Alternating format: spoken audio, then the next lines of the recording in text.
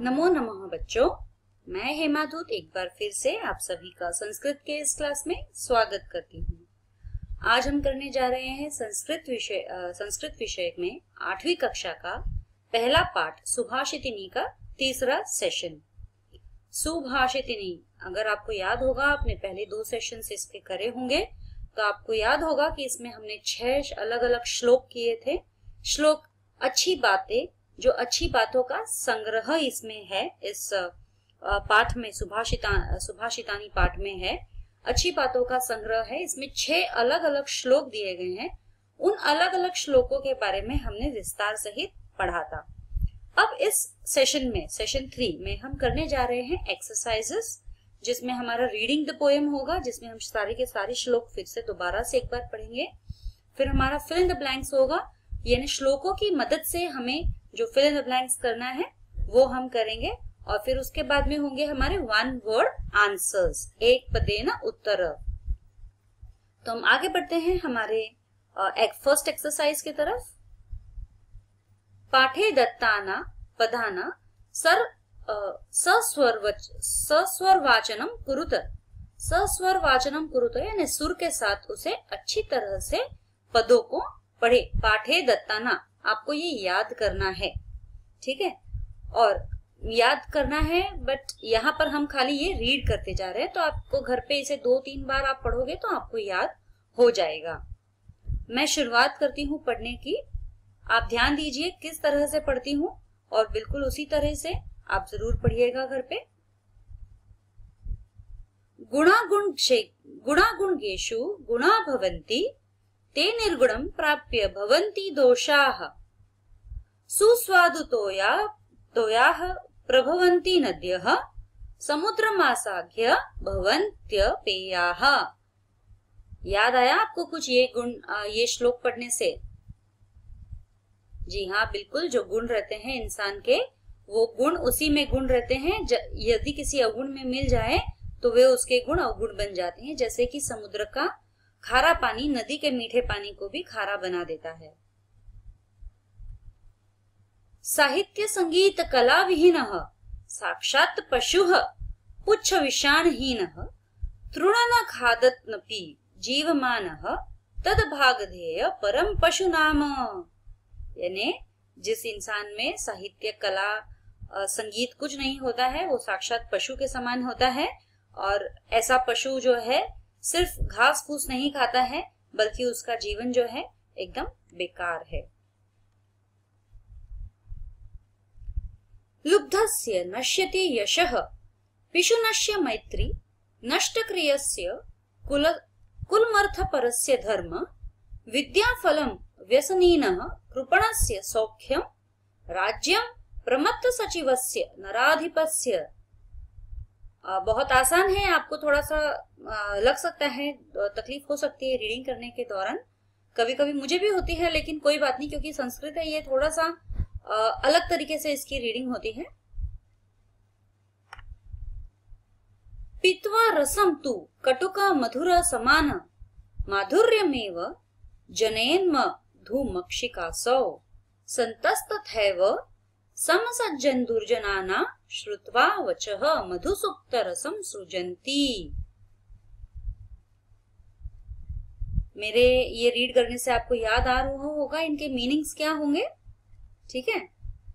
महता प्रकृतिः सैव वर्धिताना परैरपि न जहाति निज भाव संख्यासु लाकृतिर्यथा। और अभी आखिरी श्लोक जो है, स्त्रियान रोचमानाय सर्व तद रोचते कुलम तस्या तो रोचमानाय सर्वमेव न रोचते। जी हाँ, बिल्कुल।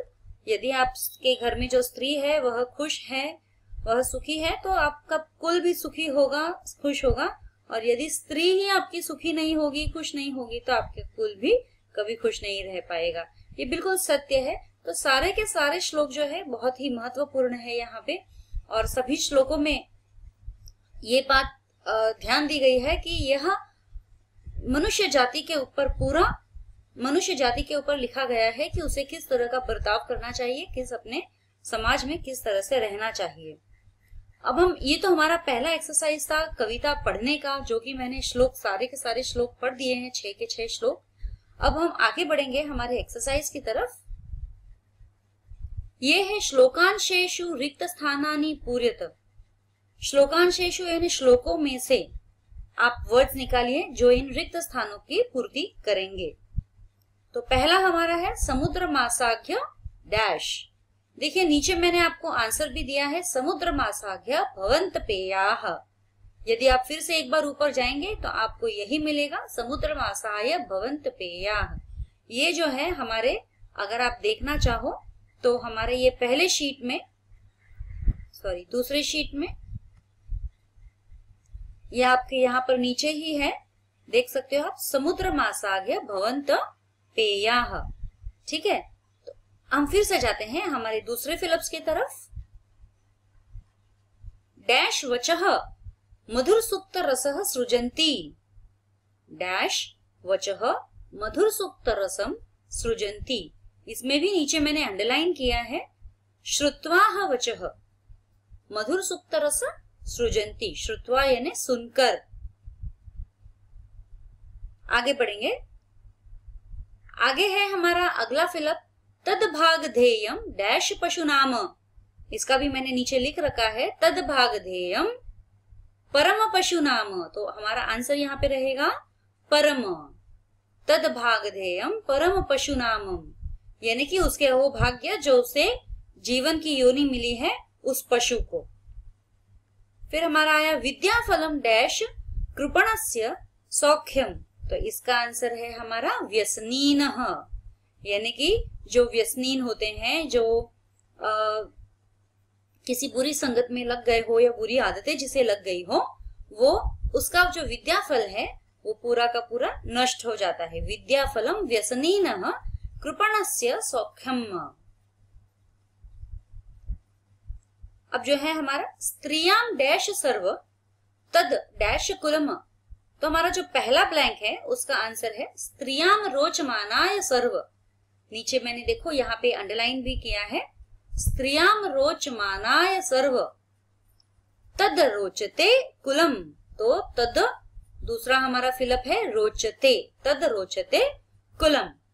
ठीक है, अभी ये तो हमारे फिलप्स हो गए हैं। आगे बढ़ेंगे हम। अब हमारा आ रहा है एक पदेन लिखत उत्तर, एक पदेन लिखत, यानी हमें 1 वर्ड में आंसर्स लिखने हैं। तो पहला हमारा क्वेश्चन है व्यसनीनः किन नश्यति। व्यसनीन जो होता है, व्यसनीन जो बुरी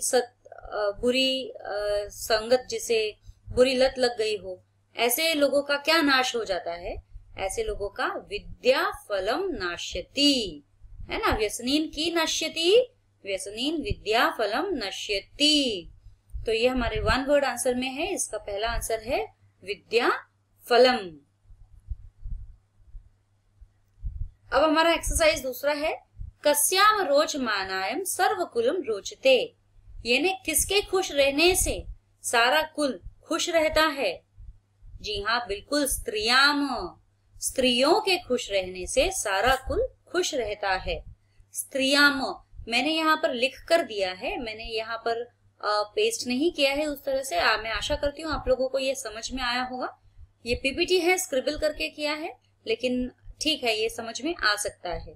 फिर भी मैं आपको बोल भी रही हूँ, स्त्रियाम। और दूसरा जो है कस्य यशः नश्यति, किससे यश जो है हमारा नष्ट होता है। लुब्धस्य, किससे होता है हमारा यश नष्ट? लुब्धस्य। लुब्धस्य का मतलब है लालच, लालचीपना। लुब्धस्य से हमारा सारा का सारा यश जो है नष्ट हो जाता है। ठीक है, आगे बढ़ेंगे। मधुमक्षिका किन जनयति। मधुमक्षिका क्या जन्मती है, मतलब क्या देती है हमें, क्या बनाती है? मधुमक्षिका किन जनयति। मधुमक्षिका माधुर्यम, माधुर्यम यानी मीठा रस, माधुर्यम मीठा रस जनयति, यानी कि वह मीठा रस जनय करती है, यानी उत्पन्न करती है। मधुमक्षिका के बारे में भी आपने जो श्लोक है उसमें ये जाना होगा कि मधुमक्षिका जो है वो मीठे रस और कड़वे रस दोनों के ही दोनों ही तरह के फूलों के रस पीती है, और फिर भी जो अंत में जो वह रस बनाती है वह केवल माधुर्य ही होता है, उसमें कड़वाहट बिल्कुल नहीं होती है। तो बिल्कुल हमें भी उसी तरह ही रहना चाहिए। अब जो दूसरा है हमारा मधुर सुक्त रसम के सृजंती। मधुर सुक्त रसम के सृजंती यानी मधुर सुक्त रस यानी मधुर वाणी, ये कौन सृजन करता है, यानी कौन देता है, कौन बनाता है? तो ये करते हैं संत।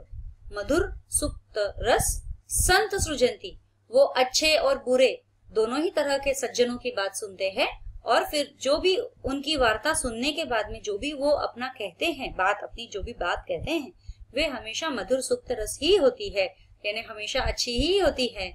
तो वो कौन होते हैं? वो संत ही होते हैं।